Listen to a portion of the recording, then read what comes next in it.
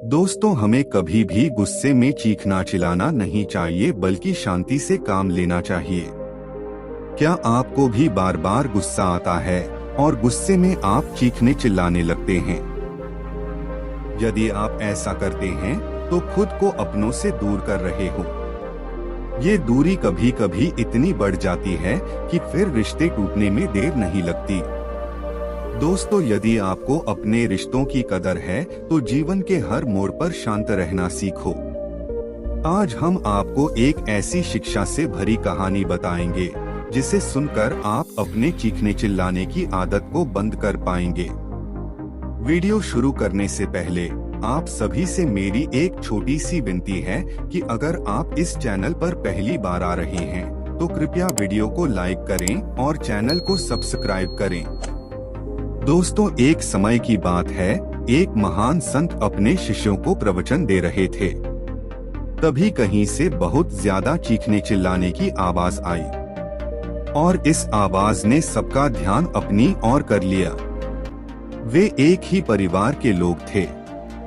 किसी समस्या के चलते आपस में लड़ रहे थे और लड़ते लड़ते वह एक दूसरे पर चिल्लाने लगे। यह सब देखकर गुरुजी ने सोचा, क्यों ना इस विषय पर अपने शिष्यों से चर्चा की जाए।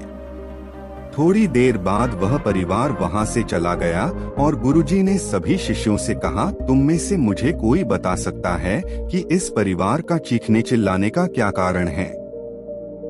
एक शिष्य बोला, गुरुजी, जब मनुष्य के विचार एक दूसरे से नहीं मिलते तब परिवार के बीच मतभेद हो जाता है। दूसरा शिष्य बोला, गुरुजी, उनके मस्तिष्क पर क्रोध सवार हो गया होगा। क्रोध में अक्सर इंसान चीखने चिल्लाने लगता है। गुरुजी बोले, इंसान एक दूसरे के पास होकर भी चिल्लाता है क्योंकि दो व्यक्तियों के दिलों की दूरी बढ़ जाती है। ये दूरी एक दिन इतनी बढ़ जाती है कि उन्हें चिल्ला चिल्लाकर बात करने की जरूरत पड़ती है। मुख्य रूप से इनके चिल्लाने का कारण यह है कि इन लोगों के बीच दूरियां बहुत बढ़ गई है।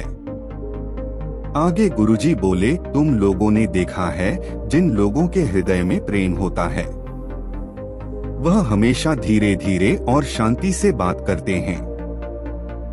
यह इस बात का संकेत है कि उनके दिल बहुत नजदीक है, और जब दिल नजदीक होते हैं तो इंसान को कभी गुस्सा नहीं कर सकता। प्रेम जब बहुत ही गाढ़ा हो जाता है तब तो शब्दों की भी जरूरत नहीं पड़ती। इंसान का एक इशारा या उसका मौन ही हमें बता देता है कि उसके हृदय में कितना प्रेम है।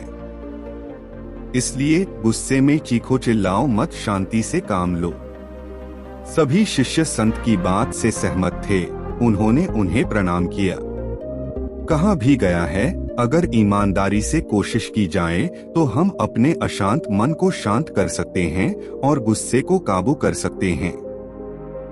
अगली बार जब आप सभी को गुस्सा आए तो इस बात पर जरूर गौर करें। चिल्लाओ मत, चिल्लाने से आप अपने करीबी लोगों से दूरियों को बढ़ा देते हो। जब भी आपको गुस्सा आए तो कोशिश करो उस वक्त आप किसी से कुछ ना बोलो, क्योंकि गुस्से में कही गई हर बात तीर की तरह होती है और यह तीर एक बार कमान से निकल जाए उसके बाद उसे वापस लेना बहुत मुश्किल हो जाता है। दोस्तों, जरूरी नहीं है कि आप ही हमेशा सही हो। कभी कभी दो लोगों के भिन्न विचारों के कारण आपस में मतभेद हो जाता है।